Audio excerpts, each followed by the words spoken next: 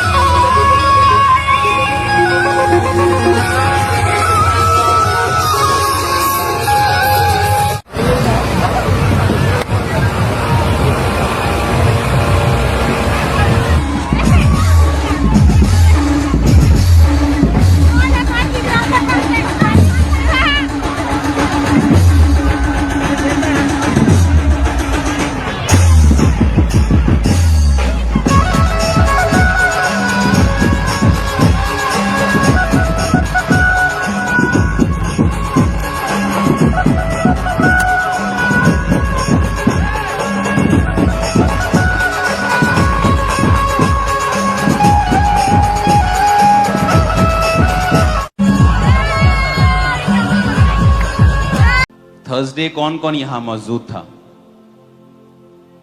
आप में से आधे लोग शायद यहां थे। तो थर्सडे लोगों ने समझा परमेश्वर की जो पावर है वो अंगीकार से काम करती है। आमीन।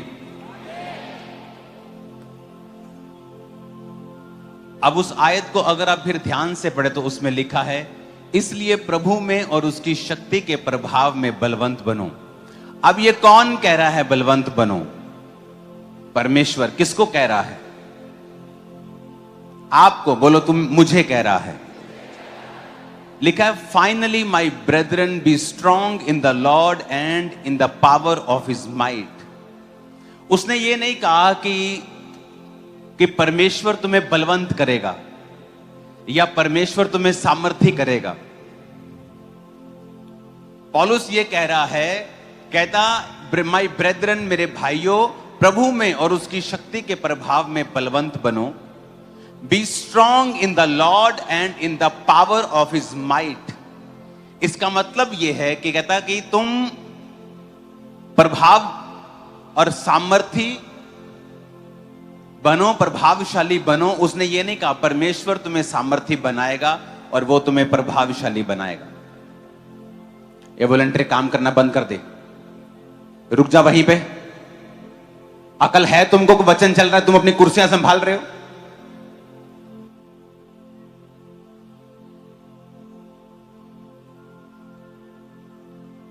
इसमें लिखा है कि अपने पड़ोसी को बोलो, प्रभु में और उसकी शक्ति के प्रभाव में बलवंत बनो। अगर आप आंखें बंद कर लेंगे इस समय और सोचेंगे कि परमेश्वर मुझसे कह रहा है कि मैं बलवंत बनूं, इसका मतलब यह परमेश्वर की जिम्मेवारी नहीं है। आप बोलते हो परमेश्वर से, परमेश्वर मुझे स्ट्रांग कर, मुझे बलवान कर, मुझे ताकत दे, मुझे शक्ति दे, मुझे सामर्थ्य दे। जबकि वचन यह कहता है कि पौलुस कह रहा है कि तुम खुद उसमें बलवंत बनो, उसकी शक्ति के प्रभाव में। इंग्लिश में अच्छा लिखा है, B strong in the Lord. कि तुम खुद ये काम करोगे। कैसे करेंगे अब ये हम काम?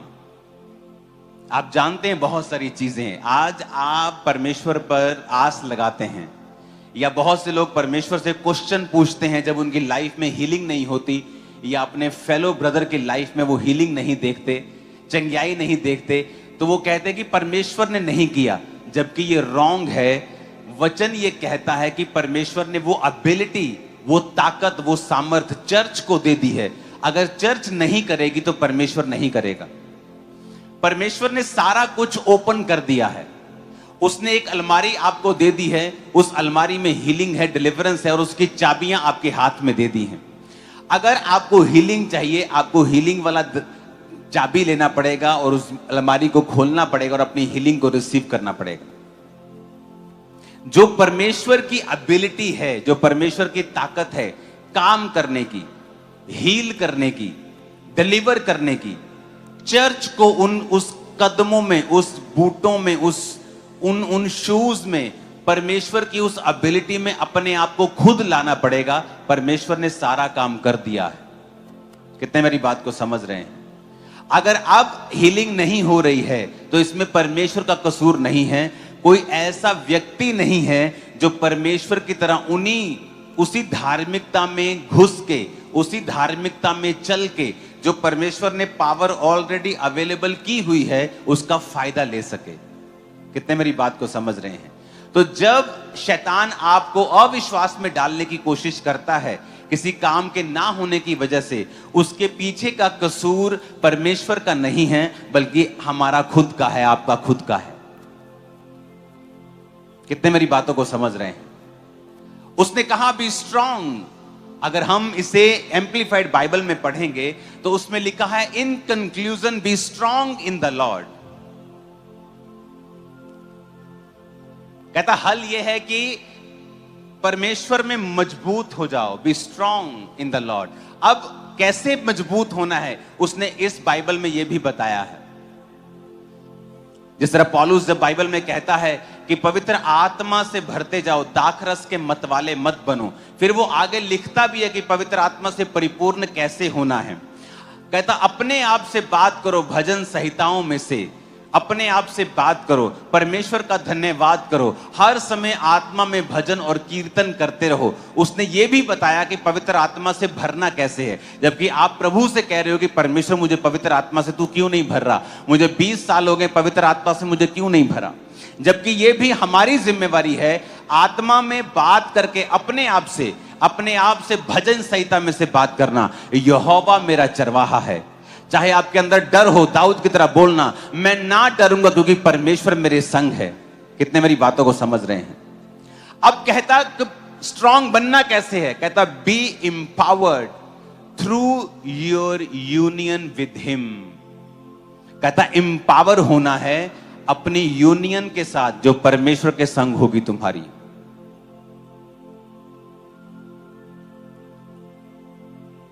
कहता अगर तुम्हें वो लेना है जो परमेश्वर ने दे दिया है चर्च को, और परमेश्वर की एबिलिटी चंगाई करने की, छुटकारा देने की, आजाद करने की अगर तुम्हारे अंदर तुम्हें चाहिए, तो कहता तुम्हें उसके साथ संगति करनी पड़ेगी।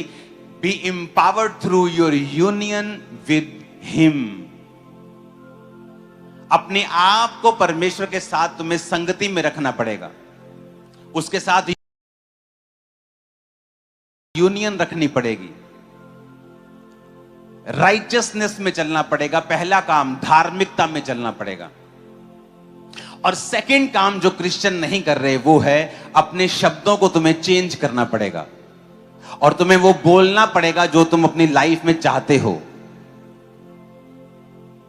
तुम बीमारी की बात करके चंगाई को नहीं ले पाओगे, शैतान की बात करके छुटकारे को नहीं ले पाओगे। तुम्हें वही बोलना पड़ेगा जो परमेश्वर का वचन कहता है तुम्हारे विषय में, कि मैंने तुम्हें सांपों और बिच्छुओं को रौंदने का अधिकार दिया, शैतान से तुम्हें कुछ भी हानि नहीं होगी। अब यह तुम्हारा अंगीकार होना चाहिए। आमीन। पर तुम्हारा अंगीकार क्या है? कि शैतान मुझ पे अटैक करता है, शैतान मेरे अंदर गंदी बातों को डालता है। तुम्हारा अंगीकार यह है,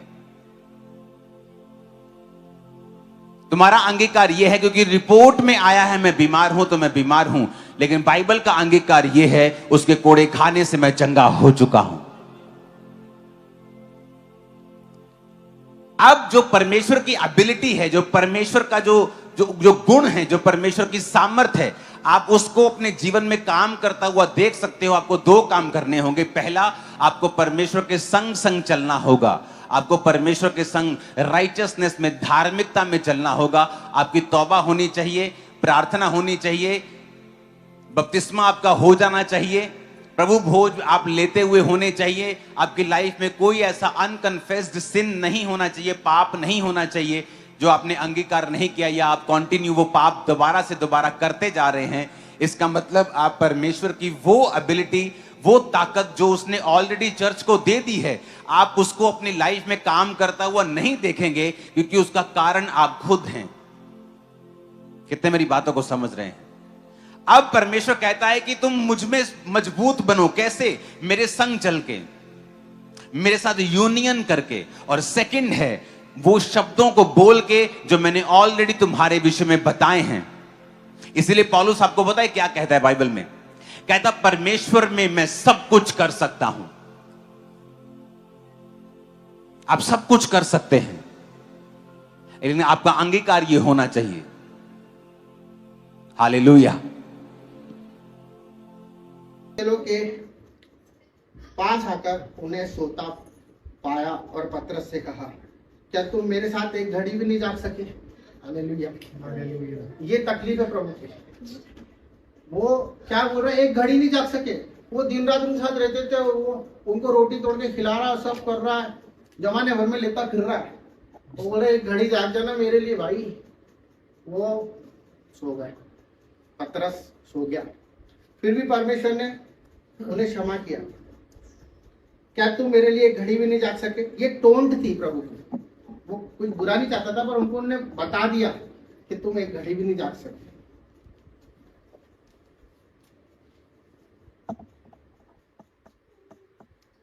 फिर उसने चेलों के पास आकर कहा, क्या तुम मेरे साथ एक घड़ी नहीं जाग सके?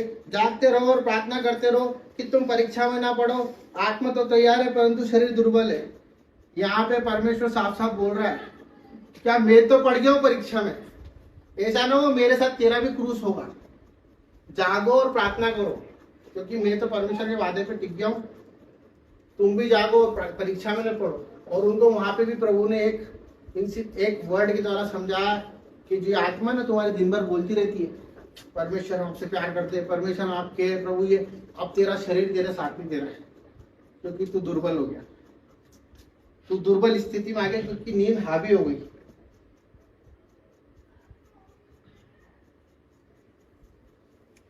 परंतु शरीर दुर्बल है। फिर उसने दूसरी बार जाकर प्रार्थना की, हे मेरे पिता, यदि यह मेरे पिए बिना नहीं हट सकता तो तेरी इच्छा पूरी हो। हालेलुया।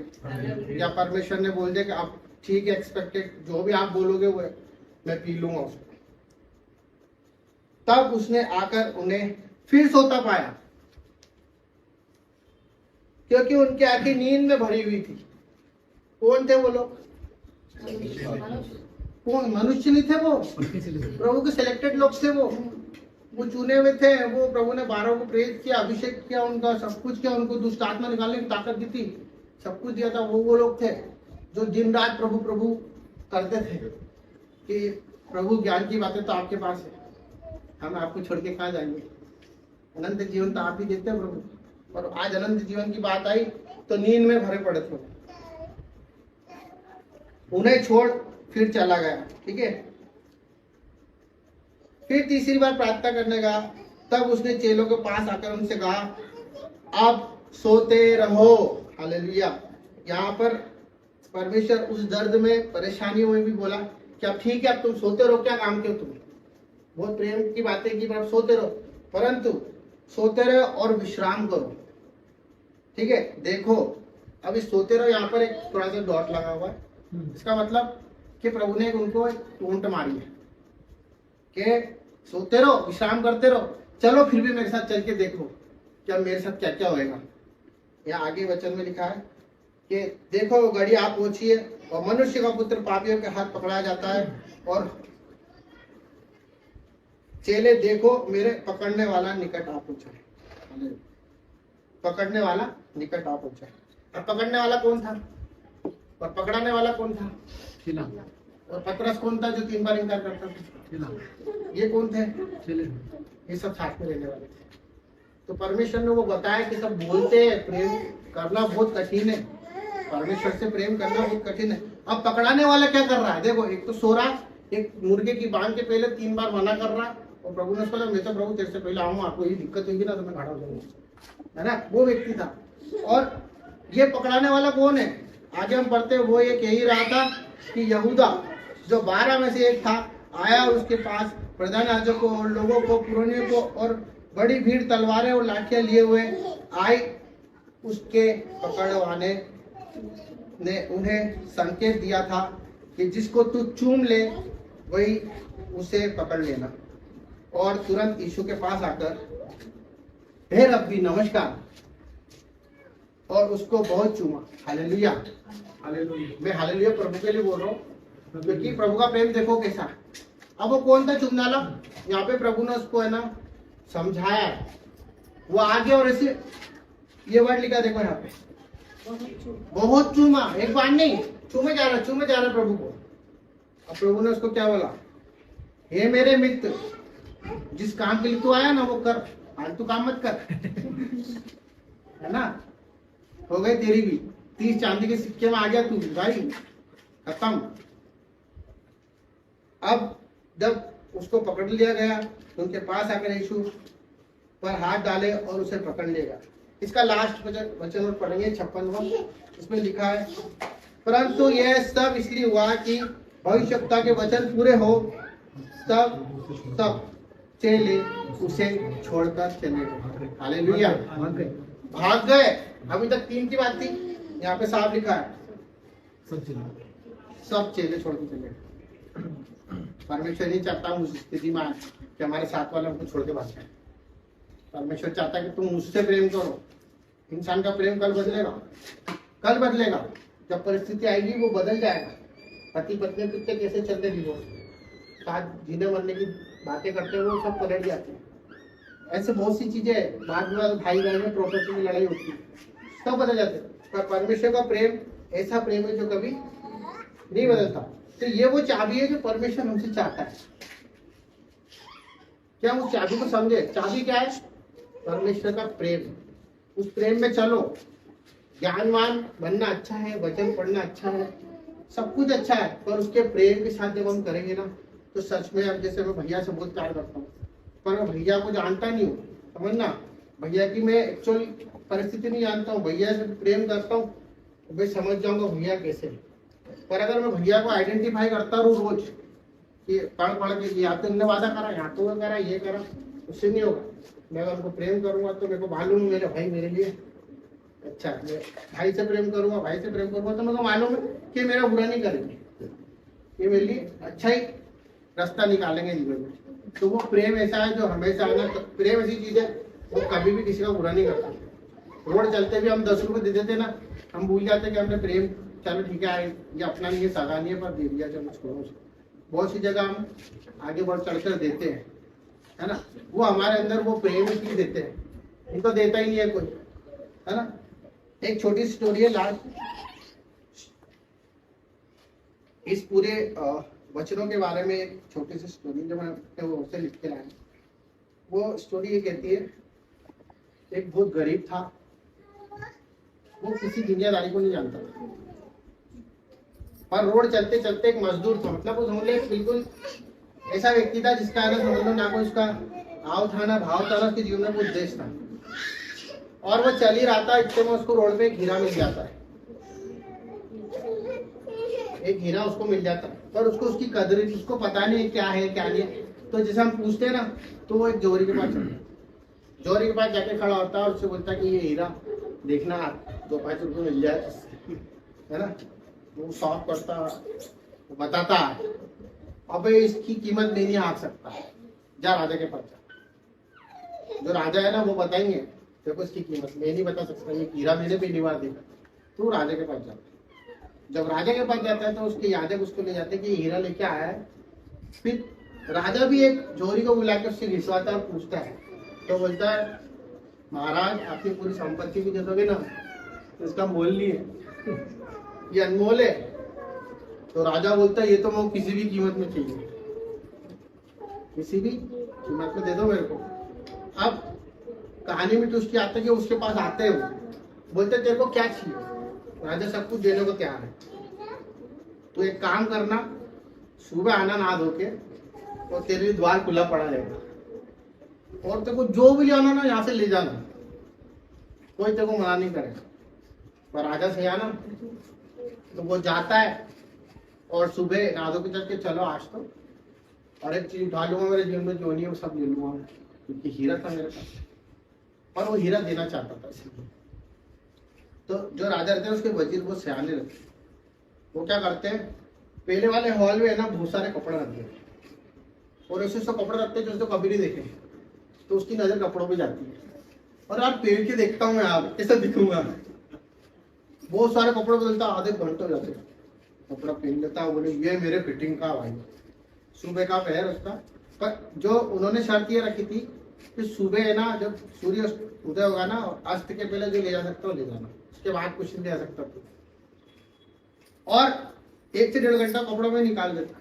सेकंड द्वार खुलता है, वो सोचता आगे देखो क्या है, तो वो बहुत सारा खाना, लजीज लजीज खाना, और रात भर का भूखा प्यासा, उसके सामने रबड़ी रसगुल्ले और जो सारी चीजें रख रखी है।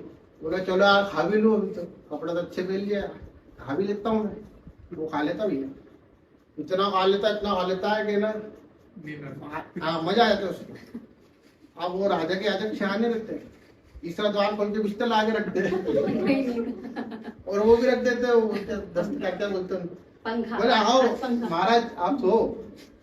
हाँ यार अभी तो पूरा दिन पड़ा है, सो लेता हूँ मैं, 12 साढ़े 12 बजी है, शाम तक उठा लेंगे जितना उठा सकते हैं। भैया वो सो जाता है, सोने के बाद सूर्यास्त हो जाता है, उसके सिपाही आकर उठाते हैं, ये भाई उठ। बोले क्या हुआ? बोला सर टाइम सर टाइम पता हो गया। वो उठता हो तुरंत जेब और वो सब उठाने लगा था। क्या शर्त थी कि सूर्योदय के बाद कुछ नहीं ले सकता, अस्त के बाद कुछ नहीं ले सकता। वो हीरा पता है क्या है? वो हीरा आज हम दुनिया में खो रहे हैं उसको, उसके प्रेम को खो रहे। वो प्रेम वो हमारे पास रहेगा ना, मैं बता रहा हूँ आपके पास आशीष चल चल के आएगी। और परमेश्वर ने हमको देना वाला आशीष दी है। हमारे में तरह कि इसको खत्म करो तो नेक्स्ट आएगा भाई, इसको हटाओ यहाँ से, जल्दी से बांटो, जल्दी से दो, धन महिमा जो भी हमारे रोटी जो भी बांटो, और आने वाला परमेश्वर भेज रहा है। तो हमारी सारी चीजें कम्प्लीटेड हो जाएगी उस हीरे से। तो परमेश्वर का धन्यवाद हो। अगर वचन अच्छा लगा हो तो धन्यवाद, और कुछ गलती हो तो क्षमा चाहो। परमेश्वर आप सबको आशीष।